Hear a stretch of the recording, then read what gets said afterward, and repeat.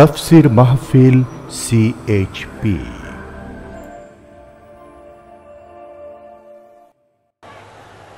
মোমেন বান্দার নিকট তাওহীদের 9 নম্বর দাবি হলো আল্লাহ তাআলার খাঁটি বান্দায় পরিণত হতে হবে। নিজেকে আল্লাহর খাঁটি গোলাম বানাইতে হবে। কিভাবে? খাঁটি গোলাম বানাবার জন্য আল্লাহ আমাদেরকে শিখাই দিয়েছেন। বলো, কুল ইন্না সলাতি ওয়া নুসুকি ওয়া মাহইয়ায়া। মুখস্থ আছে না? পড়েন না কেন? গলা ছাড়িয়ে দিয়া পুরুষের মতো পড়েন। কুল ইন্না সলাতি ওয়া নুসুকি ওয়া মাহইয়ায়া ওয়া মামাতি লিল্লাহি রাব্বিল আলামিন। বলো, ইন্না সলাতি, নিশ্চয়ই আমার নামাজ, নিশ্চয়ই আমার নামাজ, আমার কোরবানি, আমার হায়াত, আমার মওত লিল্লাহি রাব্বিল আলামিন, সব আল্লাহর জন্য। সুবহানাল্লাহ। খাঁটি মুমিন হওয়ার জন্য এইভাবে আল্লাহর কাছে নিজেকে সুপর্দ করতে হবে। খালি নামাজ পড়বেন, ওমরা করবেন, মাঝে মধ্যে হজ করবেন, মানুষের ফাঁকি দিবেন, এর নাম মুসলমান না। আল্লাহর আইনের জন্য সংগ্রাম, রসুলের জন্য সংগ্রাম, রসুলের কথা প্রতিষ্ঠা করার জন্যে। আজ আমাদের দেশে কাদিয়ানি সমস্যা মারাত্মক। এই কাদিয়ানিদের ব্যাপারে আমরা আবারও বলতে চাই, আমরা কোনো ষড়যন্ত্র মানব না। কাদিয়ানিদেরকে অমুসলিম ঘোষণা করতেই হবে। তারা কাদিয়ানিরা আমাদের দেশে চাকরি করুক, ব্যবসা করুক, বিয়ে শাদী করুক, বাড়ি ঘর করুক, সব আমরা রাজি থাকবো, কিন্তু পরিচয় দিতে হবে তোমরা নন মুসলিম মাইনরিটি, তোমরা আমাদের মুসলমান নও। কাদিয়ানিদের কোনো একটি মসজিদকে আমরা মসজিদ বলে স্বীকৃতি দেব না, এটা উপাসনালয়। হিন্দুদের যেমন উপাসনালয় হয়, কাদিয়ানিদের মসজিদ মসজিদ নয়, উপাসনালয়। সুতরাং তাদের বইপত্র নিষিদ্ধ ঘোষণা করা হয়েছিল, সেই নিষিদ্ধই থাকা উচিত ছিল। মুসলমান যারা দেশের মুসলমান তাদেরকে বলতে চাই, দরদ আপনি করবেন, আমাদেরও দরদ শূন্য বুক নয়, আমাদেরও মহব্বত আছে। তারা আমাদের দেশে হিন্দুরা আছে না? আছে না? পূজা করে না? তারা পাঠা বলি দেয় না? তো কাদিয়ানিরা গোলাম মোহাম্মদের নামে পূজা দিক, ওর মূর্তি বানায় খাড়া করে রাখুক। আমরা গোলাম মোহাম্মদকে সহ্য করতে পারি না। গোলাম মোহাম্মদ কাদিয়ানি পৃথিবীর নিকৃষ্ট কাফের। ওর কবরে জাহান্নামের আগুন জ্বলুক কিয়ামত পর্যন্ত। জোরে বলেন আমিন।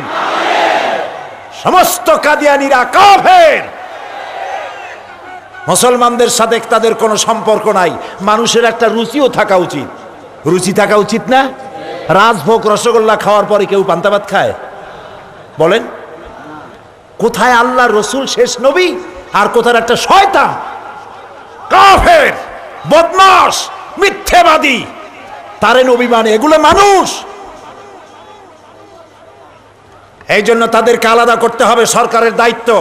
আমরা ফাঁসির রশিকে জুতার ফিতা মনে করি, কারণ আল্লাহ রাস্তায় কাদিয়ানীদেরকে অমুসলিম ঘোষণা করার জন্য যদি শহীদ হতে হয়, তাহলে সে শহীদ হবে, শাহাদাত হবে আমার জান্নাতে যাওয়ার সেতু বন্ধন। আমরা শান্তিপূর্ণভাবে এ আন্দোলন করছি, করতে থাকব।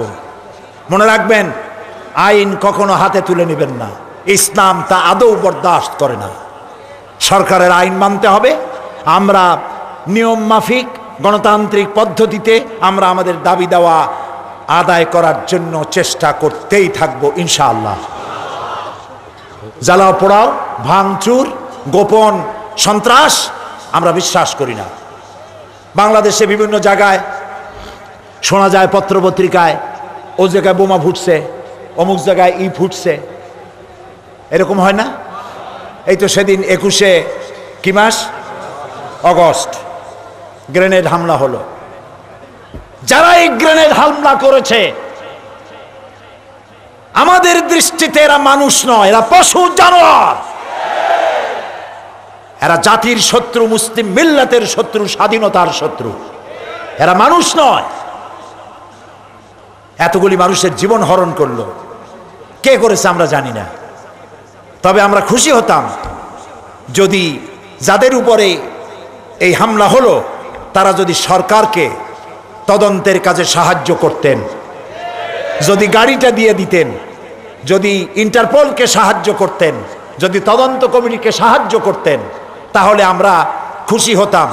তারা গাড়িও দেবেন না, ইন্টারপোলও মানেন না, আন্তর্জাতিক বিচারও মানেন না, দেশের কি কমিশন, বিচার কমিশন, তাও মানেন না। তাদের একটা দাবি, ক্ষমতা ছেড়ে দাও। এতে যে কি বোঝা যায় সেটা আমি বললাম না, আপনারা বোঝেন। তবে আমি আজকে কোরআনের মাহফিল থেকে দোয়া করব, আল্লাহ তাআলা, দোয়া না বদদোয়া করব। প্রথমে দোয়া করব 21শে আগস্ট যারা বোমা হামলা করলো, গ্রেনেড হামলা করলো, শাহজালাল রহমতুল্লাহ আলাইহির মাজারে যারা বোমা মারলো, বিভিন্ন জায়গায় যারা বোমা হামলা করেছে, গ্রেনেড হামলা করেছে, আল্লাহ তুমি এদের হেদায়েত করে দাও। আল্লাহ এদেরকে তুমি হেদায়েত করে দাও। আল্লাহ এদেরকে তুমি হেদায়েত করে দাও। আয় আল্লাহ, তোমার ইলমে যদি জানা থাকে এদের কপালে হেদায়েত নাই, তাহলে হামান, সাদ্দাত, ফেরাউনকে যেভাবে তুমি ধ্বংস করেছো, বাংলাদেশে যারা বোমা মারে আর গ্রেনেড হামলা করে এদেরকে কেউ না চিনুক, তুমি তো চেনো, এদেরকে গজব দিয়া, লানত দিয়া বাংলাদেশ থেকে চিরকালের জন্য বিদায় করে দাও।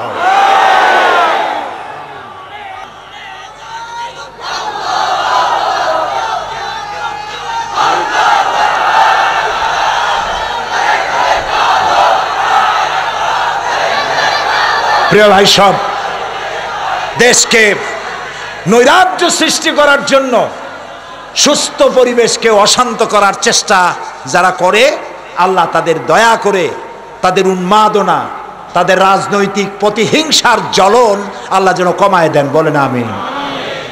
মোমেন বান্দাদের প্রতি তৌহিদের 10 নম্বর দাবি, এইটাই শেষ। সেটা কি?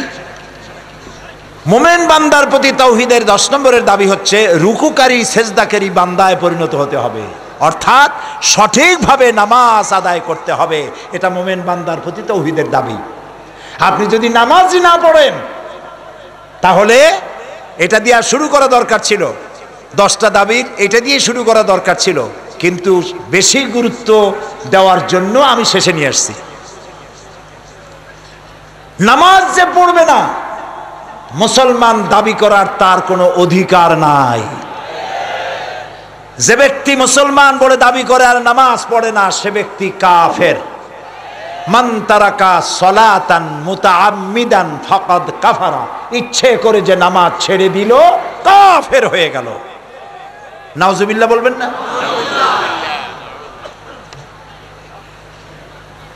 মান তারাকা সালাতান মাকতুবাতান মুতাআম্মিদান ফাকাদ বারিয়াত মিনহু জিম্মাতুল্লাহি আযজা ওয়া জাল। নবী করিম সাল্লাল্লাহু আলাইহি ওয়াসাল্লাম বলেছেন, যে ব্যক্তি ইচ্ছে করে নামাজ ছেড়ে দেবে তার উপরে আল্লাহর কোনো দায়িত্ব থাকবে না। ইন্না লিল্লাহি ওয়া ইন্না ইলাইহি রাজিউন। যে ব্যক্তি ইচ্ছে করে নামাজ ছাড়লো তার উপর আল্লাহর কোনো দায়িত্ব নাই। ইন্না লিল্লাহ, ইন্না লিল্লাহ। প্রিয় ভাই সব, সর্বপ্রথম মুসা আলাইহিস সালামের কাছে ওহী এলো, প্রথম ওহী জীবনের। সেই ওহীটা কি ছিল? আল্লাহ রাব্বুল আলামিন হযরতে মুসা আলাইহিস সালামকে নবুয়ত প্রদান করে প্রথম যে ওহী দিলেন, সেই ওহী ছিল ইন্নানি আনাল্লাহ লা ইলাহা ইল্লা আনা ফা'বুদনি ওয়া আকিমিস সালাতা লিযিকরি। নিশ্চয় আমি আল্লাহ, আমি ছাড়া কোনো ইলাহ নাই, অতএব আমার শরণার্থে, আমার জিকিরের জন্য নামাজকে প্রতিষ্ঠা করো। সুবহানাল্লাহ। নামাজ প্রথম দিনই নামাজ। কিয়ামতের দিন মানুষ জাহান্নামে যাবে, তাতে যত কারণ আছে, যারা জাহান্নামে যাবে, জাহান্নামে যাওয়ার যত কারণ, তার মধ্যে 2টা কারণ বড়। কয়টা কারণ বড়? আল্লাহ রাব্বুল আলামিন বলেন, ইয়াতাসাআলুনা আনিল মুজরিমিন মা সালাকাকুম ফি সাকার ক্বালু লাম নাকু মিনাল মুসাল্লিন ওয়া লাম নাকু নুতঈমুল মিসকিন। জাহান্নামীদেরকে জিজ্ঞেস করা হবে, জাহান্নামে এলি কেন? কেন দোজখে আসছো, কারণ কি? জাহান্নামীরা বলবে দুইটা কারণে জাহান্নামে এসেছে। একটা হলো এতিম মিসকিনদেরকে খাইতে দেই নাই আর নামাজ আদায় করি নাই। নাউজুবিল্লাহ, বলেন নাউজুবিল্লাহ। এই জন্য নামাজ হচ্ছে সব ফরজের বড় ফরজ। সুবহানাল্লাহ। কিয়ামতের দিন বেনামাজিরা লাঞ্ছিত হবে। কোরআন বলছে ইয়াউমা ইউকশাফু আন সাকিন ওয়া ইউদআউনা আস-সুজুদি ফালা ইস্তাতিউন। কিয়ামতের দিন সিজদা দিতে বলা হবে। মুসলমানদের ভিতরে যারা নামাজি তারা সিজদা দিতে পারবে, বেনামাজিরা আল্লাহর দরবারে সিজদা দিতে পারবে না। নাউজুবিল্লাহ। সব ধরা পড়ে যাবে বেনামাজি তখন আল্লাহর দরবারে লাঞ্ছিত হবে তারা কিয়ামতের মাঠে। আর এরপরে জায়গা হবে জাহান্নাম। জায়গা হবে কোথায়? জাহান্নাম। প্রিয় ভাই সব, এই কোরআন শরীফের মধ্যে আল্লাহ তাআলা নামাজের কথা কয়বার বলছেন মনে আছে? কয়বার? 82 বার। 82 বার আমার আল্লাহ আকাশের মালিক জমিনের মালিক 82 বার বলেছেন বান্দা নামাজ নামাজ নামাজ। দুনিয়ায় সব পারি, নামাজের জন্য সময় হয় না। মুয়াজ্জিন যখন আজান দেয় হাইয়া আলাস সালাত, অর্থ কি? এসো নামাজের দিকে।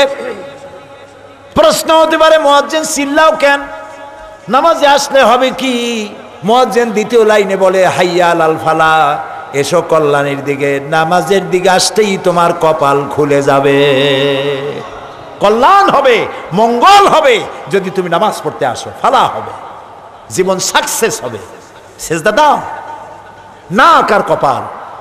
কপালটা হইল সৌভাগ্যের প্রতীক, আর নাক হলো ইজ্জতের প্রতীক। মানুষে কয় না যে আমার কপাল পুড়ে গেছে। কপালে কি আগুন লাগছিল নাকি? কেমনে কপাল পুড়লো? ব্যবসায় কিছু সর্বনাশ হয়েছে, পরীক্ষা ফেল করছে, এরকম কিছু একটা হয়েছে আর কি, বলে যে কপাল পুড়ে গেছে। ভাগ্য নষ্ট হয়েছে, বলে যে কপাল পুড়ে গেছে। তারপরে বলে ভাই আমার নাক কাটা গেছে। কে নাক কাটলো? কেসি দিয়ে না ছুরি দিয়ে? কেমনে নাক কাটা গেল? নাক কাটা গেছে, ছেলে এমন এক কাম করছে, বউ মাইয়া এমন এক কাম করছে যে লজ্জায় আর মানুষকে মুখ দেখাইতে পারি না। তাহলে বোঝা গেল নাক হলো মর্যাদার প্রতীক, আর কপাল হইল কথা কর না কেন? ভাগ্যের প্রতীক। ইজ্জত যদি বাড়াইতে চান, শুনতেছেন কথা? ইজ্জত যদি বাড়াতে চান, দুনিয়া এবং আখিরাতে সম্মান যদি বাড়াতে চান, আর আপনার ভাগ্য যদি খুলতে চান, তাহলে দৈনিক 5 বার আপনার কপাল আর নাক দিয়া মাটির উপরে দাসখতে সই করে দেন সেজদার মাধ্যমে, আল্লাহ আমি একমাত্র তোমার গোলাম, আর কারো গোলাম নই। সকালে একবার, দুপুরে একবার, আসরে একবার, মাগরিবে একবার, বেড টাইমে রাত্রে যখন শুতে যাবেন তখন আর একবার কপাল আর নাক দিয়া ঘষিয়া মাটির সাথে আপনি বলে দেন আল্লাহ আমি একমাত্র তোমার গোলাম। নামাজের চাইতে উত্তম ইবাদত আর নাই নিজেকে ছোট করা, নিজেকে গোলাম বানাবা। আমি যখন রুকুতে গেলাম, কানে হাত দিয়া যখন দাঁড়াইলাম, তখন তো আমি আসামি হয়ে গেলাম। চোখ এদিক ওদিক তাকানো যাবে না, চোখ থাকবে কোথায় বলেন? সেজদার দিকে। রুকুতে যখন গেলাম আসামির আসামি হয়ে গেলাম একেবারেই। যখন সেজদা দিলাম তখন আমার আমিত্ব অহং বলে আর কিচ্ছু রইল না। আমি আমার অহং আত্মমর্যাদা আল্লাহর সামনে বিলাই দিলাম। সেজদা দিতে যে পারলা না, কেন পারো নাই? অনেক টাকা, ঘাড় মোটা হয়ে গেছে। এই ঘোড়া মোটা ঘাড় মোটকে দেওয়ার জন্য আল্লাহ যথেষ্ট। পারবে কিনা? পারবে কিনা? পেট মোটা হয়েছে, টাকা বেশি, কত কাজ, আই এম ভেরি বিজি। আজরাইল যখন আসবে তখন বলা যাবে যে আই এম ভেরি বিজি, একটু পরে আসো, তারপরে নিয়ে যাইও। এই সব চলবে না। সুতরাং আপনি যে কোনো অবস্থায়, বাসে থাকেন, গাড়িতে থাকেন, সুস্থ থাকেন, যে অবস্থা থাকেন, মেয়ে লোকের প্রতি মাসে আল্লাহ কনসেশন দিয়েছেন, কিন্তু পুরুষের পাগল হওয়া, বেহুশ হওয়া ছাড়া কোন অবস্থাতে নামাজ মাপ নাই। সুবহানাল্লাহ বলে। নবীজি নামাজ পড়তেন, এই নামাজ পড়তে গিয়ে সাহাবায়ে কেরামদেরকে নিয়ে জামাতে নামাজ আদায় করতেন। নামাজে রুকুতে সিজদায় সময় বেশি নিতেন, তবে বড় জামাতে তিনি বড় কেরাত পড়তেন না। সুবহানাল্লাহ। এবং তিনি কঠোর ভাষায় বলেছেন, জামাত যত বড় কেরাত হবে তত ছোট। আমাদের কিছু ইমাম আছে, যদি জামাতে ইমাম পাইয়ে যায় ইমামতি, হায় হায় রে, সূরা ইয়াসিন দিয়ে আরম্ভ করে দিই, হয়তো তার আওয়াজ পিছনে কেউ শুনতেওছে না, তাও লম্বাটা। আর বাড়ি যখন পড়ে তখন কুল্লু আল্লাহ আর কোলাজুরবিন নাস যা আছে কপাল। এটা ঠিক না। জামাত যত বড় কেরাত তত ছোট, এটা হাদিস, মনে রাখতে হবে। রাসূলুল্লাহ বলেছেন, তুমি নামাজ পড়ে লম্বা কেরাত করতেছো, পিছনে কত ব্যস্ত লোক আছে, অসুস্থ লোক আছে, অত সময় দাঁড়াইতে পারে না, অত সময় সেজদা করতে পারে না, তুমি পাইছো কি? কথা বুঝতে পেরেছেন? এই জন্য নামাজ আল্লাহ তাআলার কাছে সব থেকে বেশি প্রিয় ইবাদত।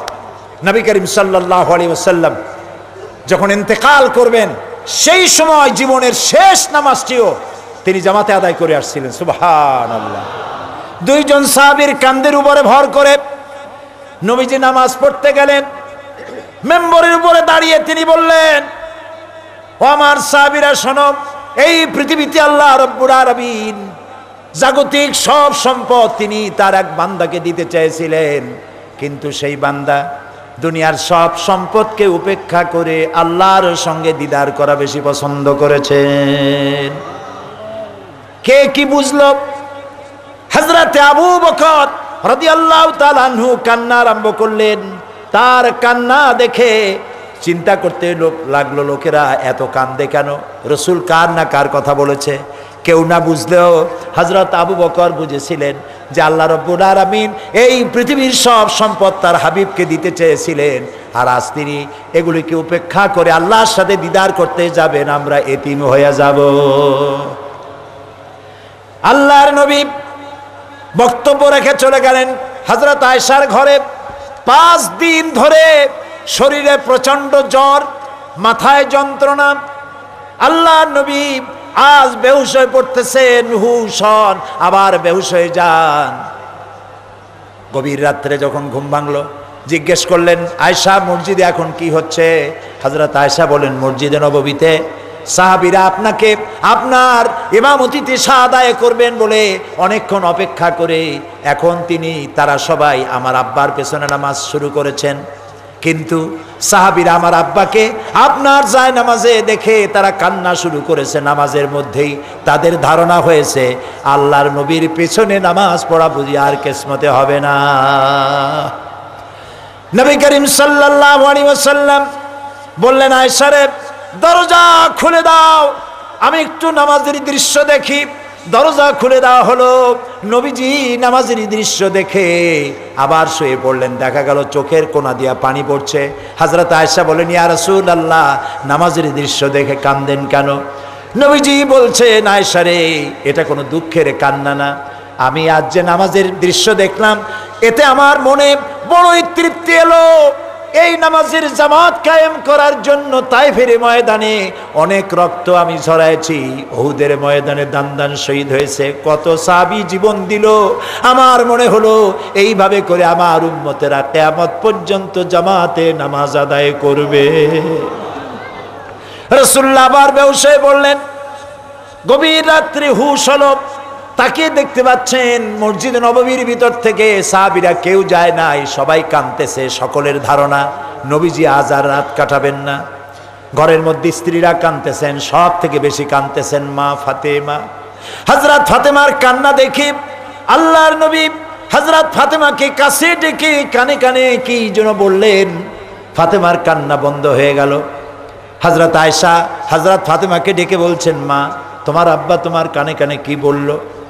হযরতে ফাতেমা বলেন, ইয়া রাসূলুল্লাহ, হে আমার আম্মাজি, আব্বা আমার কানে কানে বললেন, ফাতেমা, তোমার কান্না আমার বরদাস্ত হয় না, কেঁদো না। তোমাকে আমি সুসংবাদ শোনাচ্ছি, আমি মরে যাওয়ার পরে সকলের আগে তোমার সাথে আমার দেখা হয়ে যাবে। হযরত ফাতেমা বলে, আম্মা, আমি বুঝতে পেরেছি রাসূলুল্লাহর এই কথার অর্থ, অর্থাৎ নবীজি ইন্তেকাল করার পরে সমস্ত আত্মীয় স্বজনের সবার আগে আমার মওত হবে, আর আমার আব্বা রাসূলুল্লাহর সঙ্গে আমার দিদার নসিব হয়ে যাবে। নবীজি আবার বেহুশ হয়ে পড়লেন। ফজরের সময় চোখ খুলে গেল। তাকিয়ে দেখেন হযরত জিবরাইল মাথার কাছে দাঁড়ানো। হযরতে জিবরাইল বলেন, আসসালামু আলাইকা ইয়া রাসূলুল্লাহ, ইন্নাল্লাহা ইয়াকরাউকা সালাম। হে রাসূল, আল্লাহ আপনাকে সালাম বলেছেন, আর তিনি জানতে চেয়েছেন আপনি কেমন আছেন। অথচ আল্লাহ সবটাই ভালো জানেন, তারপরেও আপনার জবান থেকে জানতে চেয়েছেন আপনি কেমন আছেন। নবীজি বললেন, জিবরাইল, আমি খুব কষ্টের ভিতরে আছি, এত কষ্ট আমার জীবনে কখনো হয় নাই, বড়ই কষ্টে আছি। হযরতে জিবরাইল বলেন, ইয়া রাসূলুল্লাহ, আপনি তাকিয়ে দেখুন, আমার সাথে আজকে এক নতুন ফেরেশতা এসেছে।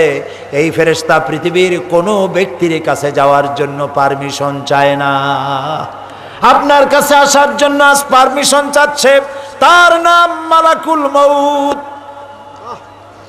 হযরতে মালাকুল মউত সালাম দিয়ে নবীজির খেদমতে হাজির হয়ে বলছেন, ইয়া রাসূলুল্লাহ, আদম আলাইহিস সালাম থেকে শুরু করে পর্যন্ত কোনো মানুষের জান কবজ করতে আমার পারমিশন লাগে নাই, কিন্তু আল্লাহ বলেছেন আমি যেন আপনার কাছে পারমিশন চাই। আল্লাহ নবী বলেন, আমি যদি পারমিশন না দেই, তিনি বললেন আমাকে ফিরে যেতে বলা হয়েছে। হযরত জিবরাইল বলেন, ইয়া রাসূলুল্লাহ, অথচ আল্লাহ রাব্বুল আলামিন আপনার দিদারের ইন্তজার করতেছেন। আল্লাহর নবী বলেন, আজরাইল, ও মালাকুল মউত, তোমার ডিউটি শুরু করে দাও, জান কবজ শুরু করে দাও, জান কবজ শুরু করে দাও। মালাকুল মউত জান কবজ শুরু করতে যাবে। নবীজি তখন বললেন, আয়েশা, সেই সোনার টুকরার খবর কি? হযরত আয়েশা বললেন, কোন? নবীজি বললেন, ওই যে কয়েক টুকরা ছোট্ট ছোট্ট সোনা এসেছিল ঘরে, সেগুলো কোথায়? তিনি বললেন, আমি যত্ন করে রেখে দিয়েছি। আল্লাহর নবী বলেন, আয়েশা, এক্ষুনি আল্লাহর হস্তে সদকা করে দাও।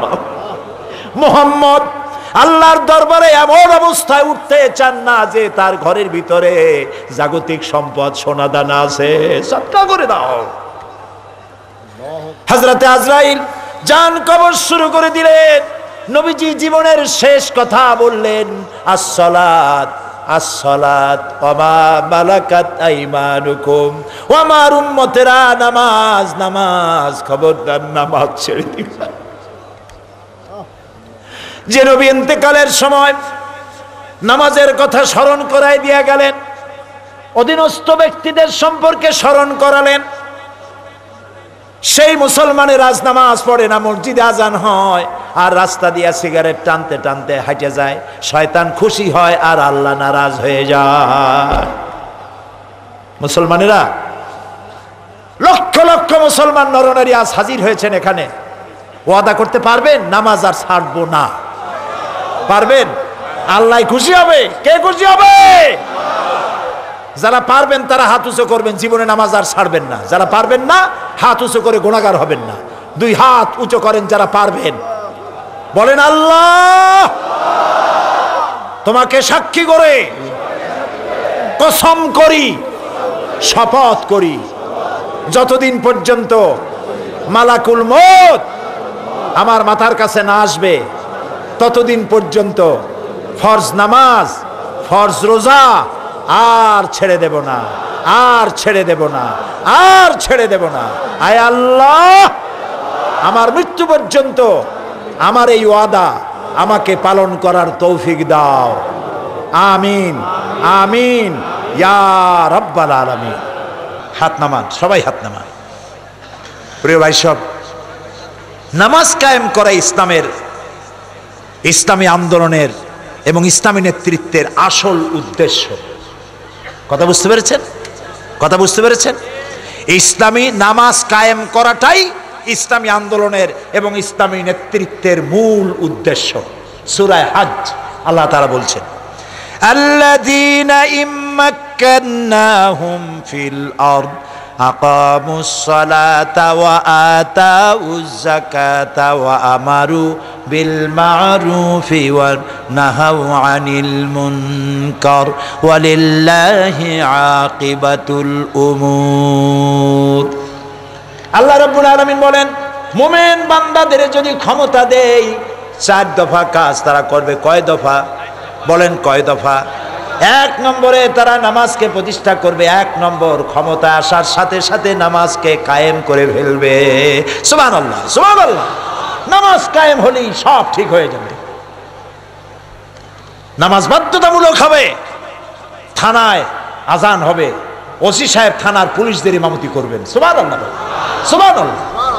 যেই থানার ওসি তার থানার পুলিশদের নিয়ে 5 ওয়াক্ত নামাজ জামাতে আদায় করে, নিজে ইমামতি করে, সেই ওসিরে পিটাইও ঘুষ খাওয়ানো যাবে? ঘুষ খাবে? যে এসপি, যে ডিসি, যে সেক্রেটারি, যে মন্ত্রী, যে এমপি, তার লোকদের নিয়ে নামাজ পড়বে বা জামাত 5 ওয়াক্ত, সেইখানে ঘুষ শয়তানি বদমাশি চলবে না। বিশ্ববিদ্যালয়ের ভাইস চ্যান্সেলর আজান হবে, তিনি ইমামতি করবেন সেই মসজিদের ছাত্রদেরকে নিয়ে, শিক্ষকদের নিয়ে। সেইখানে নাস্তিক পয়দা হইতে পারবে? পারবে?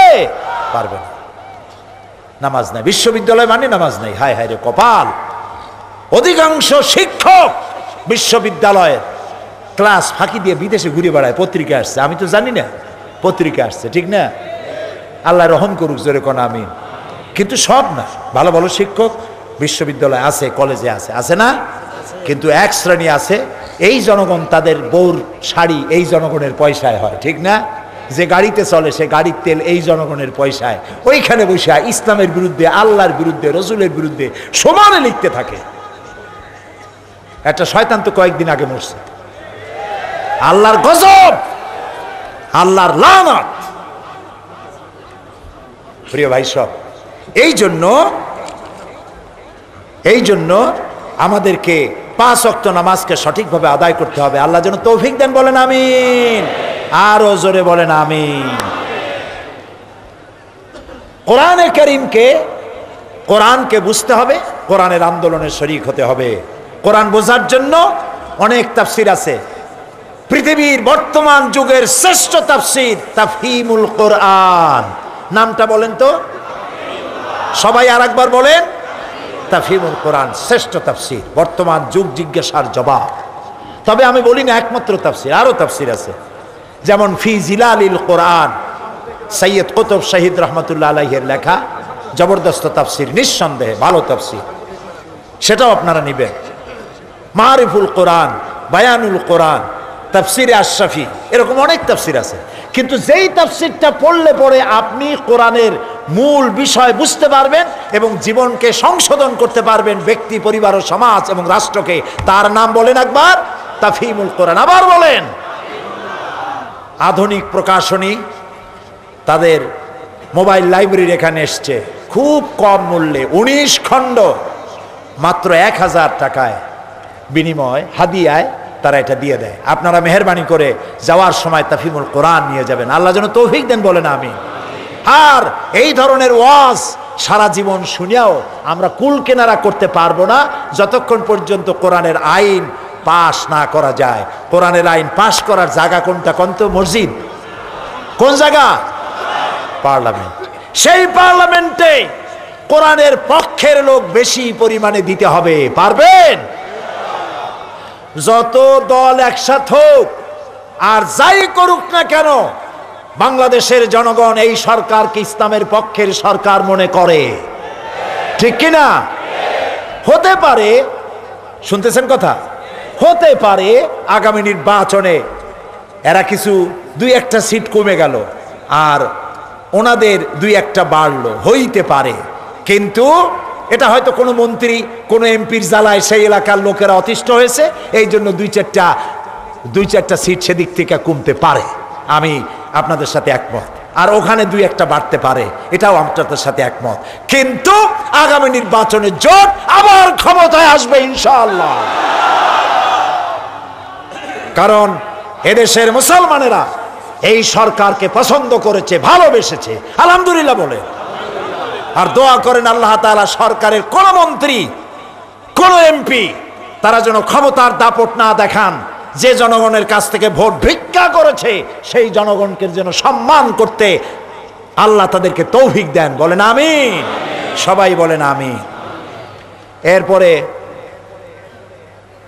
আর মাত্র কদিন পরে এ মাস শেষ হয়ে যাবে, 31st নাইট আসবে। তরুণ আর যুবকেরা, তোমরা তরুণ আর যুবক, যুবকদেরকে আল্লাহ ভালোবাসে, কও আলহামদুলিল্লাহ। এত আস্তে কইলে হবে? আল্লাহ ভালোবাসে।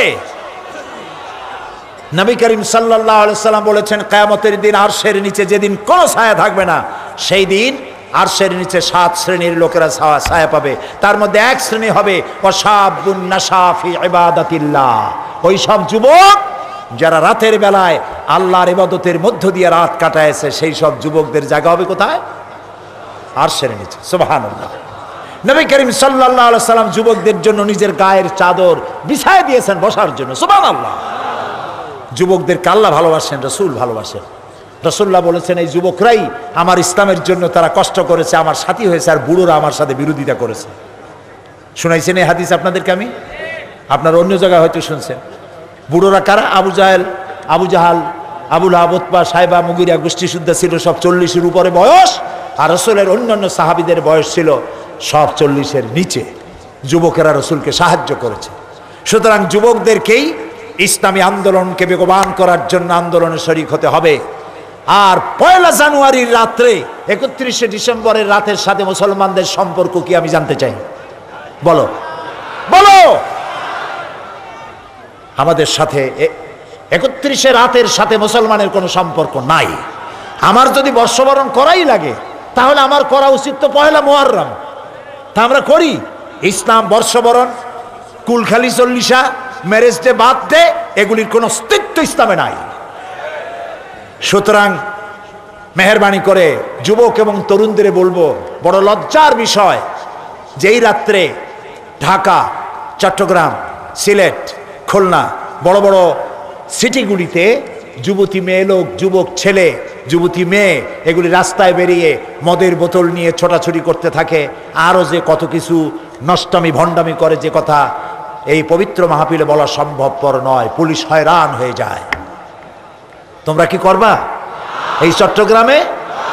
এই চট্টগ্রাম আল্লাহর ওলিদের পদবারে ধন্য হয়েছে, আলহামদুলিল্লাহ বলো। কোরআন শরীফের আওয়াজ শুনে এসে এই চট্টগ্রাম ধন্য হয়েছে। সুতরাং মুসলমান ছেলেদের মেয়েদের কন্ট্রোল করতে হবে, মা বাপেরা কন্ট্রোল করবেন, তাদের বুঝাবেন এটা আমাদের কালচার নয়, আমাদের সংস্কৃতি নয়। লাভ দেওয়া, ফাল দেওয়া, চিৎকার মারা, মদ খাওয়া, জেনা ব্যভিচার, জুয়া, হাবিজাবি এগুলি মুসলমানের কাজ নয়। আল্লাহ তাআলা আমাদের মুসলমান যুবক ছেলে মেয়েকে সবগুলি যেন হেদায়েত করেন, হেফাজত করেন, আমরা বলি আমিন। আরেকটি কথা, সেটা হলো এই যে চট্টগ্রামবাসীদের, আমি তো আন্তর্জাতিক কথাও বললাম, দেশীয় রাজনীতির কথা যেটা জরুরি সেটা বলেছি। যেহেতু কোরআন রাজনীতি মুক্ত নয়, ইসলাম রাজনীতি মুক্ত নয়। ইসলাম এমন একটি বিষয় যার মধ্যে রাজনীতি, অর্থনীতি, সমাজনীতি, আপনার দরকার কি, যা দরকার সব আছে কোরআন শরীফে। সুবহানাল্লাহ বলে। সেই জন্য তাবিজ তুমারের ফু দিতে আসি নাই, কোরআনের কথা দিয়ে গোটা জাতিকে গাইডলাইন দেওয়ার জন্য আমরা চেষ্টা চালাচ্ছি। আল্লাহ তৌফিক দেয়, বলেন আমিন। এই চট্টগ্রামবাসীর প্রাণের দাবি হচ্ছে কর্ণফুলী নদীর 3য় সেতু। এটা ঠিক কিনা? আমরা মাহফিল থেকে যে দাবিগুলি উচ্চারণ করি, আল্লাহ প্রায় কবুল করেন। আমরাই সর্বপ্রথম তাফসীরের মাহফিল থেকে বলেছিলাম চট্টগ্রাম বিমানবন্দরের নাম রাখা হবে শাহ আমানত বিমানবন্দর, মনে আছে? আল্লাহ কবুল করছেন না? আলহামদুলিল্লাহ। এবার কর্ণফুলীর 3য় সেতু 19 এপ্রিল 2004 ভিত্তিপ্রস্তর স্থাপন করা হয়েছিল। আজ পর্যন্ত একখানা ইটও সেখানে পড়ে নাই। আমরা সরকারের কাছে দাবি জানাই, চট্টগ্রামবাসী বাংলাদেশের একটা বিশাল অংশ, এবং এই চট্টগ্রাম থেকে বাংলাদেশের সরকারের বহুত রেভিনিউ বাংলাদেশের সরকারকে রিচ করে, সমৃদ্ধ করে। সুতরাং এই চট্টগ্রামবাসীর প্রাণের দাবি কর্ণফুলীর 3য় সেতু শাহ আমানত সেতু নাম রেখে অতি দ্রুত গতিতে এর কাজ সম্পাদন করে দেওয়া হোক। চট্টগ্রামবাসীর, এই শহরবাসীর আরেকটি দাবি আন্দরকিল্লা শাহী জামে মসজিদ। ধর্ম মন্ত্রণালয়ের স্থায়ী কমিটির সভাপতি হিসেবে আমি এই কমিটির ভিতরে আলোচনা করেছি। আমাকে কাগজপত্র সংগ্রহ করে দিয়েছেন আপনাদের নেতা, নন্দিত জননেতা, আমার সহকর্মী জনাব শাহজাহান চৌধুরী সাহেব, মাননীয় সংসদ সদস্য। আমি মাননীয় প্রধানমন্ত্রীর সঙ্গে কথা বলেছি এবং আপনাদের এই আন্দরকিল্লা শাহীজাই মসজিদকে 12 তলা কমপ্লেক্স করে আকর্ষণীয় করে দেওয়ার যাবতীয় সিদ্ধান্ত আমরা সরকারকে জানাই দিয়েছি। ইনশাআল্লাহ অনতিবিলম্বে সে কাজও শুরু হবে। আল্লাহ তাআলা আপনাদেরকে ভালো রাখুন, ইমানের সাথে রাখুন, সুস্থতার সাথে রাখুন। আজকে কয়জন মুসলমান হবে? পুরুষ 9 জন, মহিলা 5 জন, মোট 14 জন। আজকে আগে শোনেন, আজকে 9 জন পুরুষ 5 জন মহিলা, মোট 14 জন ইসলাম কবুল করার জন্য মহিলা প্যান্ডেল আর আমাদের মঞ্চে এসে হাজির হয়েছে। জোরে কোন আলহামদুলিল্লাহ।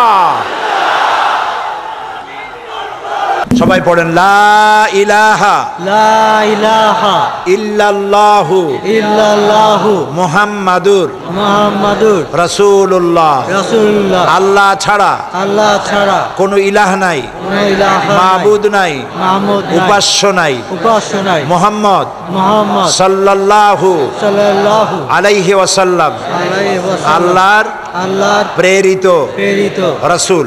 রাসূল। আশহাদু আন আশহাদু আন লা ইলাহা লা ইলাহা ইল্লাল্লাহু ইল্লাল্লাহু ওয়াহদাহু ওয়াহদাহু লা শারীকা লাহু লা শারীকা লাহু ওয়া আশহাদু আন্না ওয়া আশহাদু আন্না মুহাম্মাদান মুহাম্মাদান আবদুহু আবদুহু ওয়া রাসূলুহু।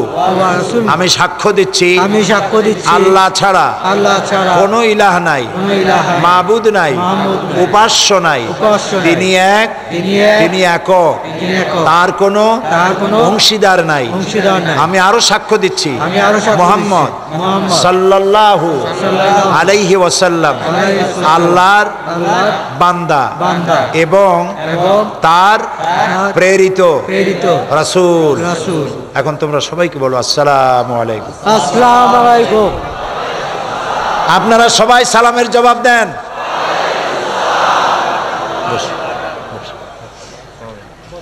আমরা আল্লাহ তাআলার কাছে দোয়া করি, এই যে নতুন এই নতুন 5 জন মহিলা এবং 9 জন পুরুষ যারা ইসলাম কবুল করলেন, আল্লাহ যেন তাদেরকে খাঁটি মুসলমান বানায় দেন। তাদের উপরে ইসলাম কবুল করার কারণে কোনো বিপদ আপদ যেন না আসে, আল্লাহ যেন নিজেই তাদেরকে হেফাজত করেন। এরা আমাদের মধ্যে এখন সব থেকে বেশি মাসুম, বেগুনাহ। রাসূলুল্লাহ বলেছেন, যখন কোনো অমুসলিম ইসলাম কবুল করার জন্য কালেমাকে দিল থেকে বিশ্বাস করে স্বেচ্ছায় সজ্ঞানে ইসলাম কবুল করে, বিশ্বাস করে, আল্লাহ তাআলা তার পেছনের সব গুনাহ মাফ করে দেন। তাহলে আমাদের এখানে ছোট ছোট বাচ্চারা বাদে আমাদের মধ্যে সব থেকে এখন মাসুম বেগুনাহ হচ্ছেন এরা যারা ইসলাম কবুল করলেন। আল্লাহ তাদের প্রতি রহম করুন, আমরা বলি আমিন। গত কয়েক বছর আগে সূরা লোকমানের তাফসীর আমি করেছিলাম এখানে। সেই আমার সমস্ত ক্যাসেটগুলি এখন বই হয়ে বেরোচ্ছে আলহামদুলিল্লাহ। ওই তাফসীর 2 রুকু সূরা লোকমান শুনে প্রায় অর্ধশত হিন্দু খ্রিস্টান মুসলমান হয়ে গিয়েছিলেন মাত্র 2 রুকু শুনে। এর মধ্যে মা বাপের খেদমত, জাকাতের কথা, তাওহীদ এবং শিরকের কথা যা যা জানা দরকার আপনাদের সেগুলি আছে তাফসীরে সাইদি সূরা লোকমান। আর নামাজের জন্য মেহেরবানি করে চরিত্র গঠনে নামাজের অবদান, এই বইটি আপনারা সংগ্রহ করে নেবেন নামাজ সহি শুদ্ধ করার জন্য। আল্লাহ তাআলা তৌফিক দান করুন। আল্লাহুম্মা আমিন। ربنا ظلمنا أنفسنا وإن لم تغفر لنا وترحمنا لنكونن من الخاسرين। আমার সাথে পড়েন, রব্বানা যালামনা আনফুসানা ওয়া ইন লাম তাগফির লানা ওয়া তারহামনা লানাকুনান্না মিনাল খাসিরিন। সুবহানাকা আল্লাহুম্মা ওয়া বিহামদিকা নাস্তাগফিরুকা ওয়া নাতুবু ইলাইক। সুবহানাকা আল্লাহুম্মা ওয়া বিহামদিকা নাস্তাগফিরুকা ওয়া নাতুবু ইলাইক। সুবহানাকা আল্লাহুম্মা ওয়া বিহামদিকা নাস্তাগফিরুকা ওয়া নাতুবু ইলাইক। রব্বুল আলামিন 5 দিন ধরে কোরআনে কারিমের আলোচনা করে 5 দিন শেষে আজ এই গভীর রাত্রে গুনার বোঝা মাথায় নিয়ে কাঙ্গালের মতো, ভিক্ষুকের মতো তোমার দরবারে হাত তুলেছি।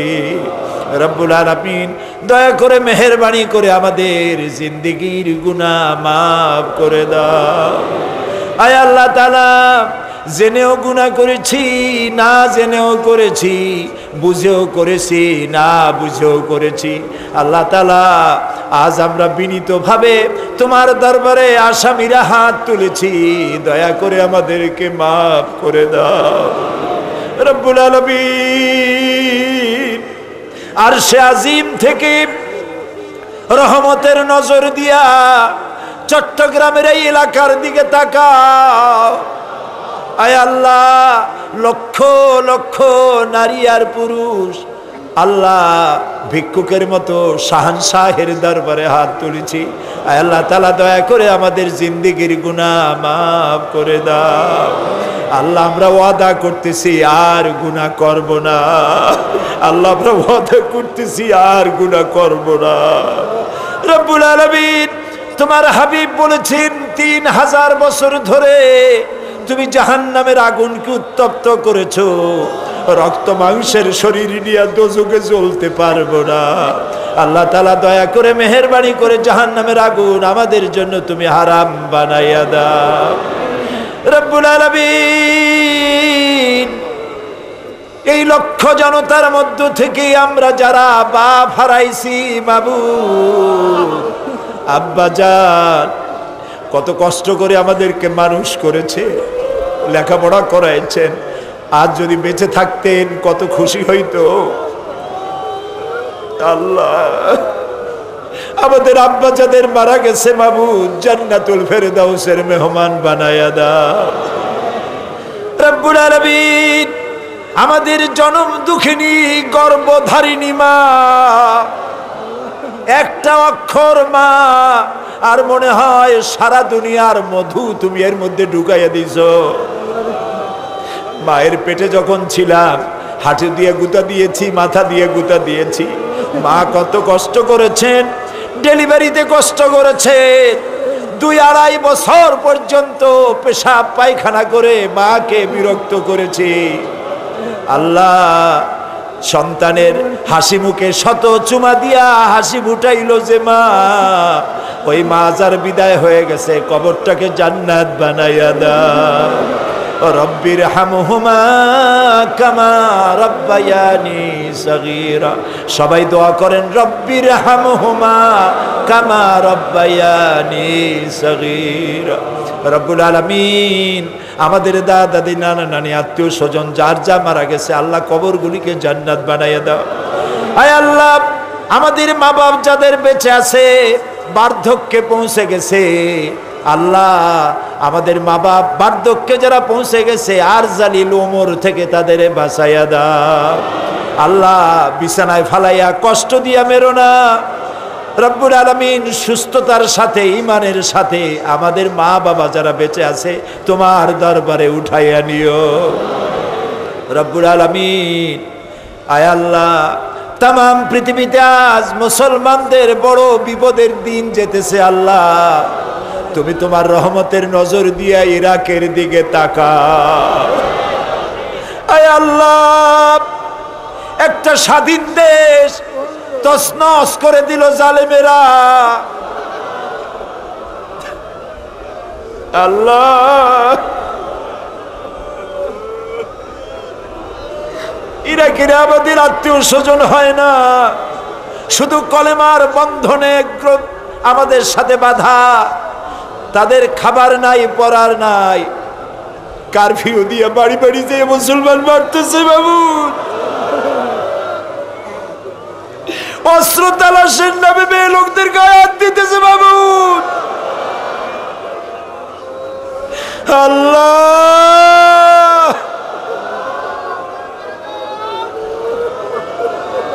আল্লাহ, বুশেরে তোমার গজবের হাতে সমর্থ করে দিলাম বাবু। আল্লাহ, রব্বুল আলামিন, প্যালেস্টাইনি মুসলমানগুলি ইহুদিরা মারে মারে শেষ করে দিল। আল্লাহ, প্যালেস্টাইনের মুসলমানদের উপরে রহমত নাজিল করো আল্লাহ। আল্লাহ ফিলিস্তিনকে স্বাধীন বানাইয়া দাও আল্লাহ। আফগানকে রহমত করো, চেচনিয়া বসনিয়াকে রহম করো আল্লাহ। কাশ্মীরকে আল্লাহ দয়া করে চিরকালের জন্য স্বাধীন বানাইয়া দাও রব্বুল আলামিন। আয় আল্লাহ, আমাদের এই বিবি বাল বাচ্চা যা দান করেছো সবগুলিকে দিনদার বানাও, ইমানদার বানাও, নামাজি বানাও, পরেজগার বানাইয়া দাও। বেপর্দা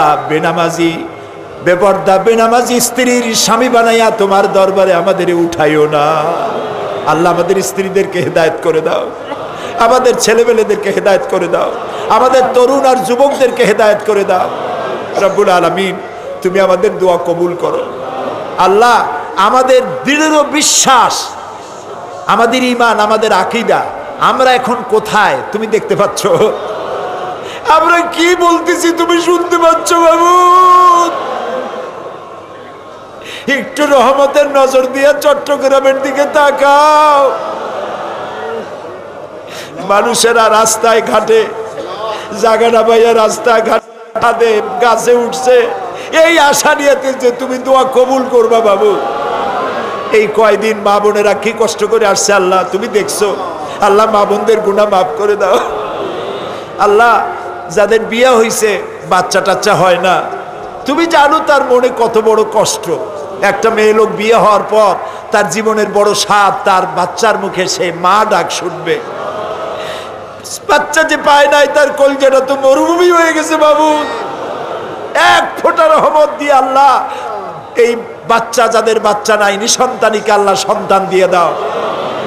আমার দেশের মেয়ে লোকদেরকে পর্দায় থাকার তৌফিক দাও, তাদের হায়া শরম বাড়ায় দাও আল্লাহ। তাদের এমন জীবন যাপনের তৌফিক দাও যাতে করে কিয়ামতে হযরত খাদিজা আয়েশার সঙ্গে হাসরে নসিব হয়ে যায় আল্লাহ। আমাদের যুবকদেরকে সালাউদ্দিন আইয়ুবীর মতো বানায় দাও, খালিদ বিন ওলীদের মতো বানায় দাও, শহীদ তিতুমিরের মতো বানায় দাও আল্লাহ তাআলা। আমাদের দেশে একসময় তো এমন ছিল আলেমরা মার খাইতো, মসজিদের মধ্যে আলেম পিটাইয়া রক্ত বাইর করে দিত, আলেম ধরে ধরে জেলের মধ্যে দিত, মাদ্রাসা বন্ধ করে দিত। আল্লাহ তাআলা তুমি দয়া করে এই সরকারকে দেশ ভালোভাবে চালাবার তৌফিক দান করে দাও আল্লাহ তাআলা। আল্লাহ তাআলা ইসলামী ছাত্র শিবির আল্লাহ তাআলা 121 না 22টা নেতা কর্মী শাহাদাতের নজরাদা তোমার দরবারে পেশ করলো বাবু। আল্লাহ ওদের দোষ কি আল্লাহ তুমি দয়া করে ওদের যারা শত্রু তাদেরকে বন্ধু বানায় দাও, ওদের যারা শত্রু তাদের বন্ধু বানায় দাও আল্লাহ তাআলা। এই দেশে ইসলামী আন্দোলনের কাজ যারা করে আল্লাহ তাদের শক্তি দাও, সামর্থ্য দাও, ইখলাস দাও, তাকওয়া দাও, ময়দান হামওয়ার করে দাও আল্লাহ তাআলা রব্বুল আলামিন। কোনটা চাবো বুঝতেও পারতেছি না। আমাদের জন্য যা যা দরকার তুমি দিয়ে দাও, আর যেগুলি রাসূল তোমার কাছে পানা চাইছে তার থেকে আমাদের পানা দাও। আপনাদের জন্য আমি কয়েক সেকেন্ড ছেড়ে দিলাম, মাথা নিচু করেন, চক্ষু বন্ধ করেন, যার যার মনের কথা কেঁদে কেঁদে আল্লাহরে বলেন।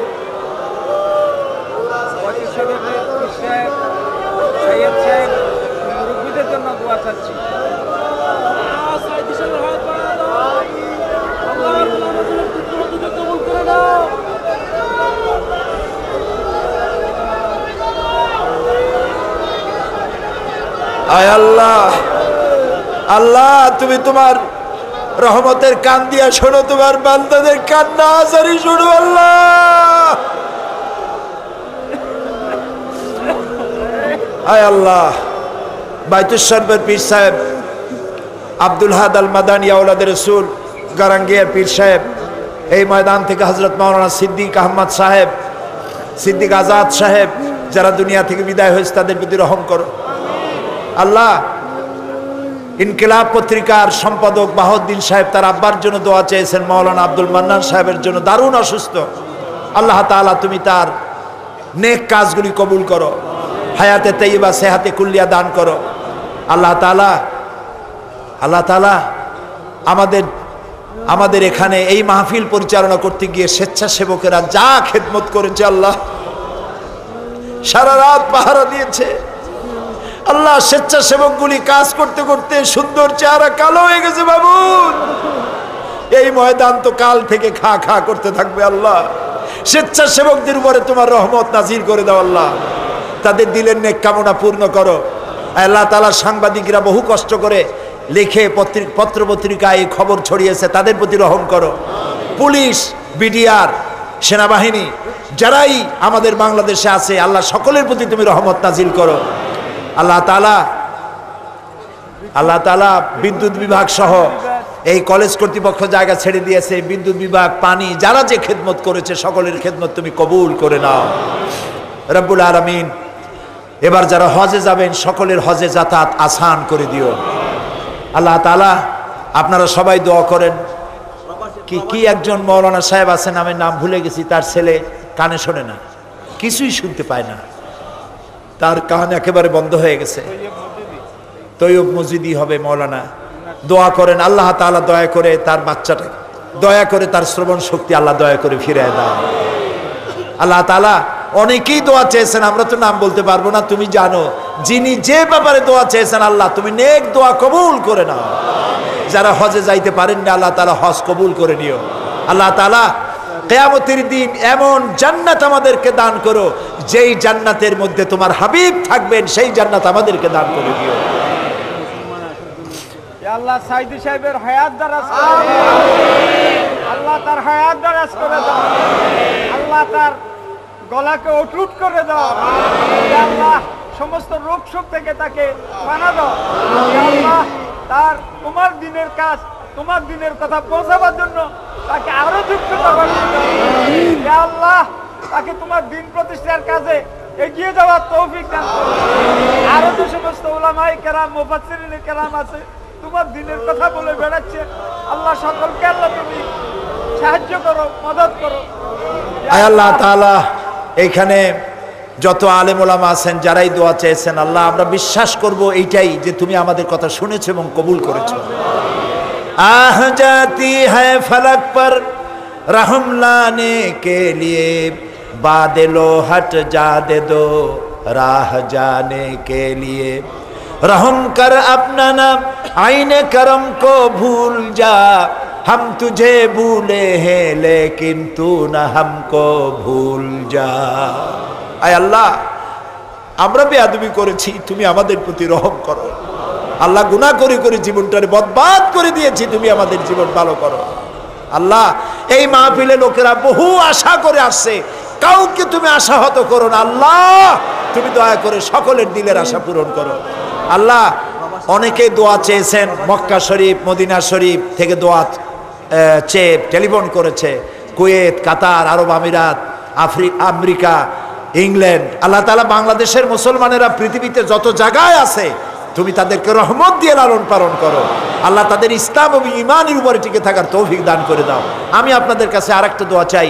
এখানে আমাদের মুরব্বী, ইসলামী আন্দোলনের প্রথম সারির ব্যক্তিত্ব, সাবেক নায়েবে আমির জনাব শামসুর রহমান সাহেব পায়ে হেঁটে হেঁটে, তখন গাড়ি ছিল না, পায়ে হেঁটে হেঁটে ইসলামের দাওয়াত দিয়েছে।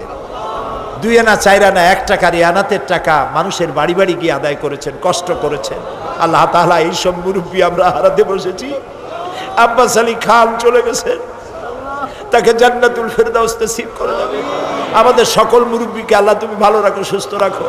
আল্লাহ তাআলা তুমি দয়া করে আমাদের দোয়া কবুল করো। আল্লাহ আমাদেরকে খালি হাতে ফেরত দিও না বাবু।